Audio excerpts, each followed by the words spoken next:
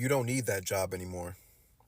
$50,000 a month is about to be your new normal.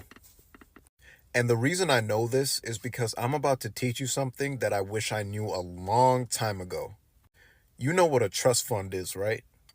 When you think of a trust fund, you think of someone wealthy that puts all their assets in a trust fund so they can protect them and pass them down to their children. But I bet you didn't know that it's not people who are already wealthy that get a trust fund. People who are broke get a trust fund and they use it to become wealthy. Now you're wondering, how do they do it? Well, I'm about to tell you, so make sure you save this video. So you open up a trust fund, which anybody can do, and you buy an asset to put in that trust fund. Now, if you're thinking, well, I don't have an asset to put in the trust fund, what people will do is they'll just go and buy a life insurance policy. And life insurance policies are very inexpensive. You can get in $1 million policy for like $100 a month. Then you put the life insurance policy inside of the trust fund.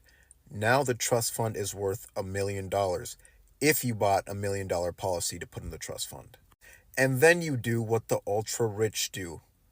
People like Jeff Bezos and Elon Musk, they don't just have billions of dollars sitting in a bank account. Their wealth is tied to their stock. So when they need money, they go to a bank and they borrow money and they just use their stock as collateral. And you can do the same thing with your trust fund. Because you have a life insurance policy in your trust fund, you can now borrow against the value of that life insurance policy. Now, obviously, if you borrow the money, you can do whatever you want with it. But the smart people, they take it and they use it to go invest and buy businesses.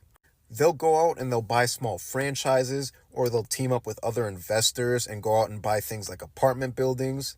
And then when they start collecting the profits from their investments and their businesses, they go back and they pay off the loan that they used to get those businesses in the first place. And once they've paid off their debts, they're still collecting the money from their businesses, so they're financially free.